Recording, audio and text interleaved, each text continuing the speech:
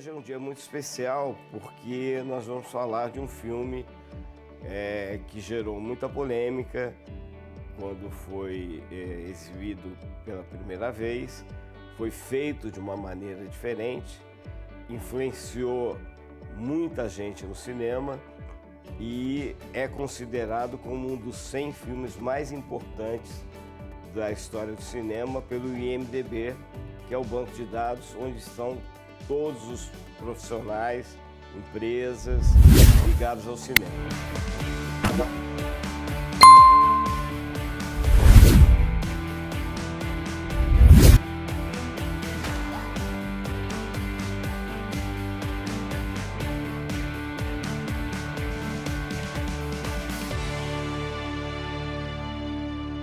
Em 2002, o filme foi lançado em Cannes. A direção do festival tirou o filme de competição oficial, a Palma de Ouro, e exibiu hors concours. A repercussão foi imensa, com críticas extremamente positivas em revistas especializadas, na mídia internacional em geral. O filme criou imensos debates que, de certa forma, acabaram a criar um desejo, uma curiosidade de ver o filme. Foi quando resolvemos fazer um teaser só com os comentários nacionais e internacionais de veículos de mídia ou influenciadores.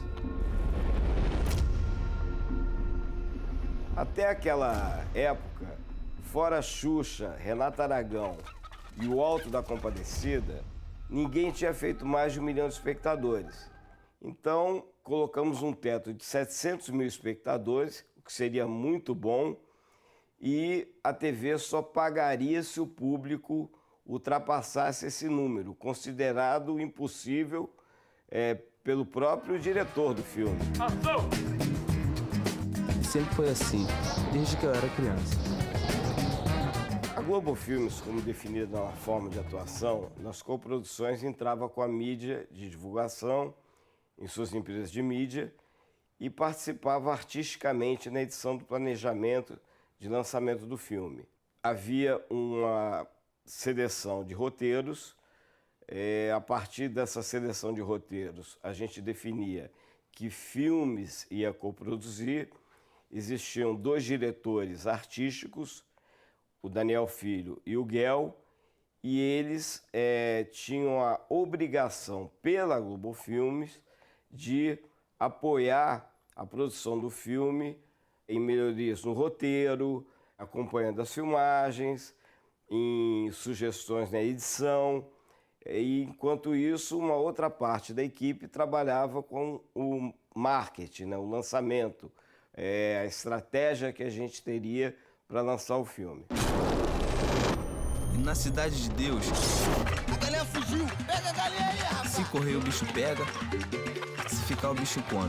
O diretor Fernando Meirelles apresenta para a equipe de produtores o trailer contendo imagens do filme, os personagens, locações.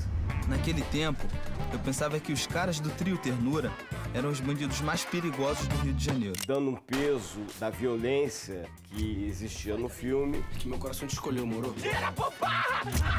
E apresentava aqueles atores totalmente desconhecidos. Os caras passam isso no filme, porque você assiste o filme e o filme te toca, você sai do cinema meio... Você não consegue deixar de pensar naquelas caras. Eu acho que é essa vida que os caras têm. A gente tem 68 atores principais, 150 atores secundários e 2.600 pessoas de figuração. Todo mundo ficou quieto e o Daniel teve uma ideia que veio a calhar, que foi de combinar com todo mundo de levar uma amostra desse trailer para casa, mostrar para sua esposa, marido, namorado, filho e conversar na semana seguinte.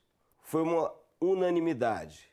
Nenhuma mulher disse que queria ver o filme, que era violento, que os atores, além de desconhecidos, tinham cara de bandido. No Brasil não existem atores negros, adolescentes, no número e na qualidade que a gente precisava. O Daniel usando sua experiência com o público, com o produtor, pede ao Fernando que faça um trailer bem menos violento, com algum humor, com beijo na boca, baile funk, amizade, tudo que pudesse aliviar aquele ambiente do filme.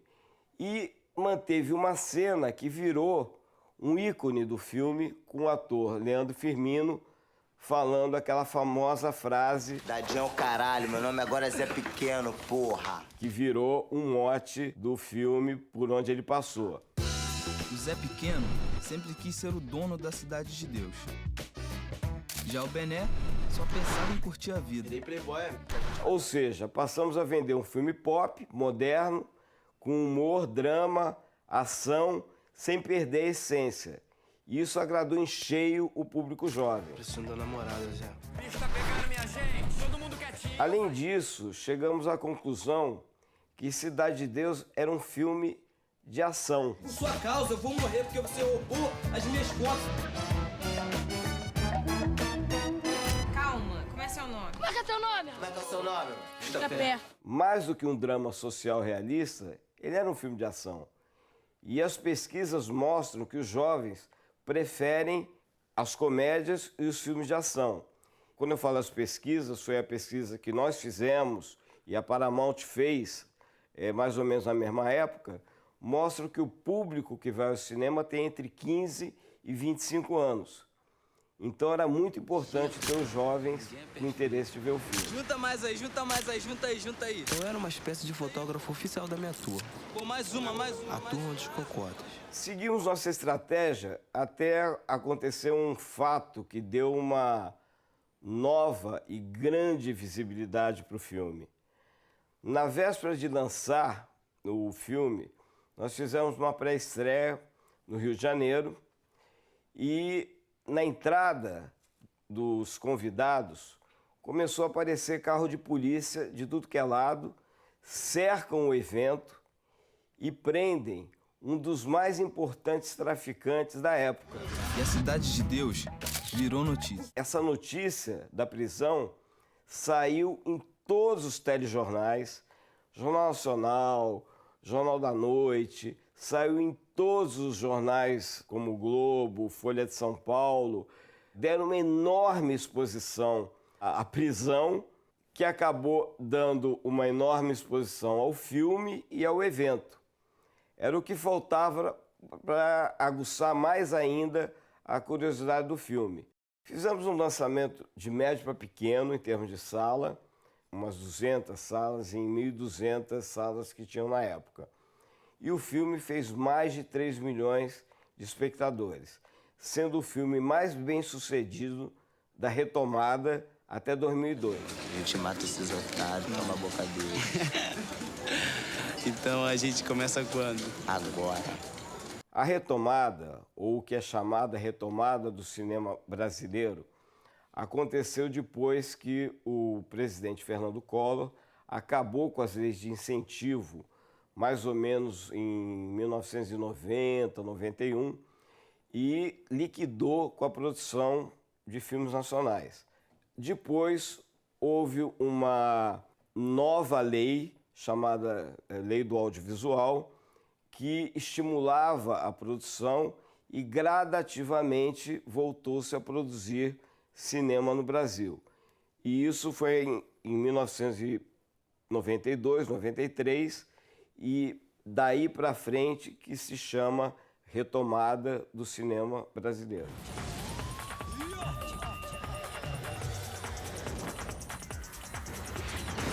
Crítica internacional arrebatada, sucesso no Brasil, mas a Miramax não se conformavam com o filme não ter ido ao Oscar de 2003 e ainda, durante o ano, o filme ganha o BAFTA, que é o Oscar inglês, em montagem e edição. A Miramax tinha investido 3 milhões de dólares no filme e resolve lançar o filme no final de 2003 nos Estados Unidos para habilitar o filme para concorrer ao Oscar de 2004. The New York Times proclaims irresistible, an exuberant chronicle of crime. A true masterpiece. City of God. Para surpresa geral no Brasil, o filme acaba sendo escolhido finalista em 4 Oscars. Feito inédito até hoje, nenhum filme brasileiro conseguiu tantas indicações, principalmente em categorias principais. Melhor diretor, melhor roteiro adaptado, melhor edição e melhor filme. Cidade de Deus teve uma importância histórica para o cinema brasileiro, não só pelo seu desempenho, pelas indicações ao Oscar, mas foi o primeiro projeto multiplataforma. E ele saiu daquele especial de TV, foi para o cinema, de fato. Depois a TV fez várias temporadas do Cidade dos Homens, acabou que desembocou num filme chamado Cidade dos Homens, que não foi tão bem como o Cidade de Deus, mas que ainda gerou uma nova temporada na televisão. Nenhum outro filme que foi desenvolvido nesses últimos 20, 25 anos teve essa transição entre cinema e TV como Cidade de Deus. Muito gostosa essa mulher, o seu Zé Ruela. Para encerrar, foi uma honra ter participado do filme, que marcou não só a nossa geração, mas marcou o cinema brasileiro em geral.